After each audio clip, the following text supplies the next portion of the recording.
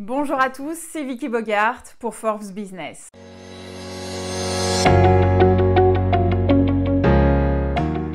Il est considéré comme l'un des meilleurs chocolatiers au monde. Aujourd'hui, j'ai le plaisir de recevoir Pierre Marcolini. Bonjour Pierre et merci d'avoir accepté notre invitation. Merci à vous, merci à tous, puis bonjour à tous. Avec plaisir et bonheur. Donc, en plein confinement, c'est peut-être l'occasion de faire le point. Justement, j'avais envie de vous poser une question sur votre quotidien. Comment vivez-vous le confinement actuellement?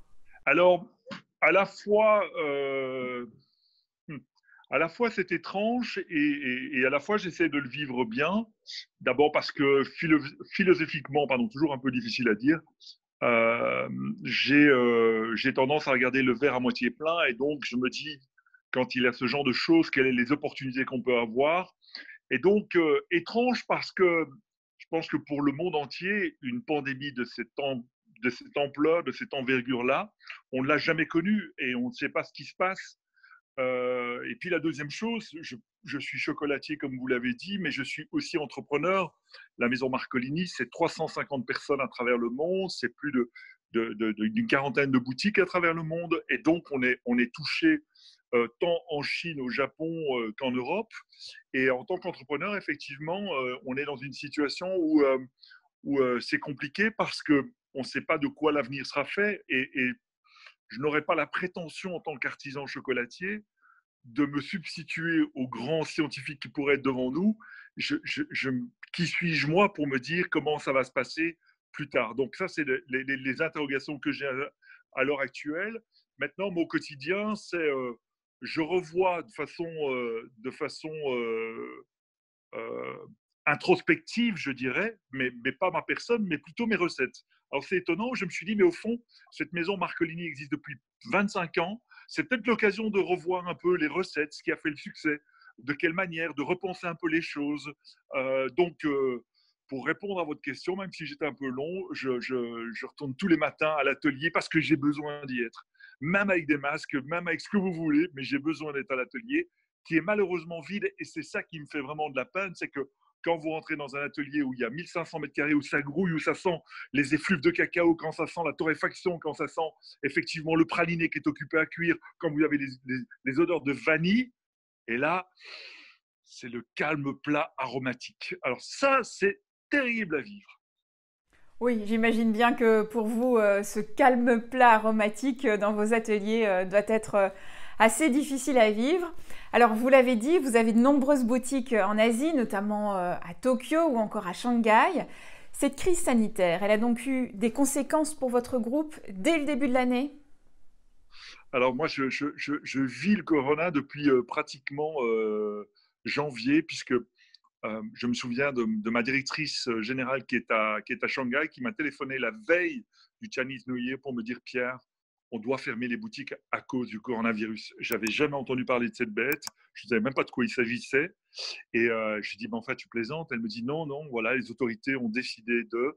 Et donc, c'est vrai qu'effectivement, on a ça depuis fin janvier, donc la veille du Chinese New Year, donc au moment le plus fort de la vente en Chine. Et en Europe alors, comment avez-vous réagi à l'annonce du confinement? Alors, ce que on a réagi, la meilleure manière de réagir, c'est pour moi la manière la plus civique possible. Même si les chocolatiers étaient pas dans l'obligation de fermer, je voyais mal comment dire à mes équipes venez travailler alors que effectivement l'ensemble de la population est confinée. Donc ça n'a pas beaucoup de sens quand on vous parle effectivement qu'il y a des commerces qui sont de première nécessité comme les pharmacies, comme les denrées alimentaires. On comprend ça très bien. Le chocolat n'a rien à faire dans cette histoire. Et donc j'ai décidé tout de suite avec nos équipes de fermer les boutiques. Ça, c'était une première chose. Donc, ça a rassuré l'ensemble du personnel. Ça les inquiète, mais ça les rassure aussi. Et puis, la deuxième chose, petite anecdote aussi, c'est que je vous parlais de civisme, et on a toujours été une entreprise citoyenne, que ce soit au niveau de la rémunération des planteurs, etc. Et on s'est dit, mais au fond, tous ces chocolats qui sont dans les boutiques, qu'est-ce qu'on en fait? Et donc, on a commencé à faire une action il y a, je vous parle de ça, il y a pratiquement le 16 ou le 17 mars, en se disant, mais offrons ça au corps médical, parce que ce sont eux qui sont en première ligne. C'est difficile pour eux, c'est compliqué, ils sont sous tension, énormément d'heures de travail. Et je me dis, mais quoi de mieux que du chocolat où il y a du magnésium, mais surtout il y a de l'émotion, surtout il y a du plaisir et il y a la gourmandise. Et je l'ai fait moi en Belgique, où j'ai fait quelques hôpitaux, et qui vous n'imaginez pas la satisfaction des gens, le plaisir des gens, la reconnaissance des gens. Il devait être surpris de vous voir débarquer, livrer vous-même vos chocolats, non? Alors, j'étais en camion. D'ailleurs, j'ai fait que deux, trois petits accros au camion. Ça, j'avoue que j'avais plus vraiment l'habitude de ça. Mais encore une fois, on est dans une situation coronavirus. Ça veut dire qu'il n'y a personne à l'atelier. Et donc, vous vous débrouillez, vous faites ce que j'ai fait il y a 25 ans, c'est-à-dire vous remplissez un camion et vous y allez. Et vous débarquez avec les caisses et vous commencez à distribuer. C'est une très belle initiative en tout cas, parce que c'est vrai que Pâques, c'est la deuxième plus grosse période de vente pour les chocolatiers après Noël. Les conséquences économiques pour le secteur sont très lourdes. En termes de perte de chiffre d'affaires, avez-vous déjà des chiffres à nous donner? Honnêtement, non, c'est un peu trop tôt, mais ils ne seront pas bons. Ça, je peux déjà vous le dire. C'est catastrophique. On a deux temps forts dans le monde du chocolat en Europe. C'est le premier, évidemment, vous l'avez cité, c'est la Noël. Le deuxième, c'est effectivement la Pâques.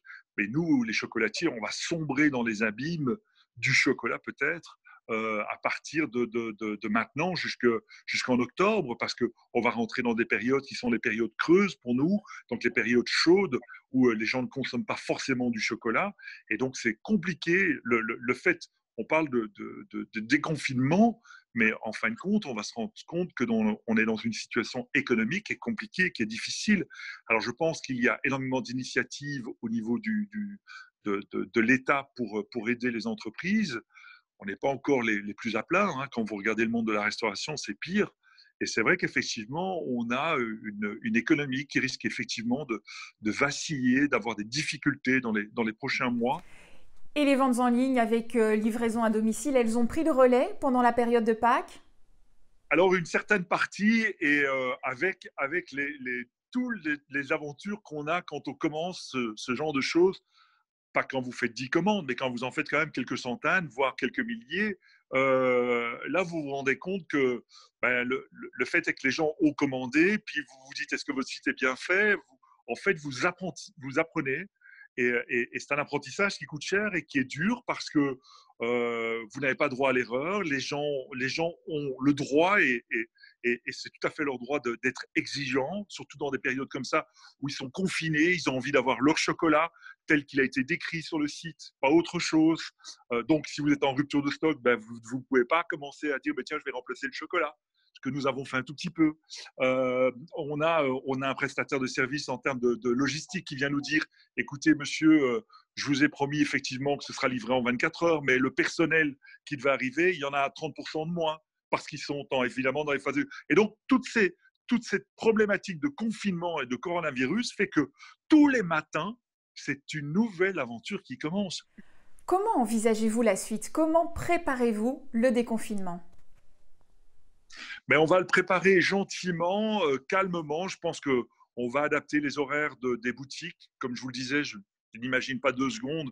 En Belgique, c'est le 4 mai. J'imagine pas que le 5 au matin à 9 heures, tout le monde sera là, occupé à faire une file pour la maison Marcolini. Je rêverais de ça, mais je suis assez réaliste pour me dire que ce n'est pas la première préoccupation des gens. Et donc, on va essayer d'adapter nos horaires en fonction effectivement d'eux. On pense que sur l'ensemble des boutiques, on va ouvrir 50% avec un horaire adapté en prévenant évidemment nos clients. Je pense que pour nous, c'est important. Ce qui est important aussi, c'est la sécurité du client quand il rentre dans la boutique. Donc, on a procédé quand même à pas mal d'aménagements pour que les gens se sentent à l'aise. Je pense qu'on part du principe qu'une personne à la fois dans une boutique, pour qu'ils aient le temps de choisir, qu'ils se sentent tout à fait réconfortés et sécurisés par rapport à ça, mais aussi notre personnel. Donc ça veut dire des masques, mais des masques, je vous invite à regarder sur Internet, tapez simplement masque. Tous les grands acteurs vous dites, oui, pas de problème, livraison prévue et attendue ou de cette année. Donc vous êtes mort, ça ne sert à rien. Donc il a fallu trouver des filières, et ça, heureusement, ben, on est une marque qui a quand même plusieurs filiales et on a réussi à trouver des masques. Pour terminer, avez-vous un conseil peut-être à donner aux autres chefs d'entreprise, aux autres artisans en cette période particulière? Mais je pense que j'ai envie de leur dire courage et surtout qu'on soit solidaire. Je pense que c'est le plus important, c'est d'être solidaire, d'être courageux par rapport à ça, surtout de faire véhiculer le maximum d'informations dès qu'on en a une, en disant tiens les gars, j'ai telle info, comment vous pouvez m'aider, de quelle manière. Et donc on sent très très fort qu'il y a ça, pour être très honnête, il y a vraiment un élan de solidarité énorme en tant que PME et entreprise. Donc ça c'est vraiment génial. C'est superbe. Je pense que les clients sont très compréhensifs aussi. Voilà, donc c'est une expérience de vie et on essaie de l'amener à bon port. Merci à vous, Pierre Marcolini, d'avoir été notre invité. Protégez-vous, faites attention à vous. Merci à vous tous de nous avoir suivis. Faites-nous part en commentaire de vos avis et des sujets qui vous intéressent. On en parlera lors des prochains épisodes. Likez, partagez et abonnez-vous pour ne rien rater de Forbes Business. Je vous dis à très bientôt.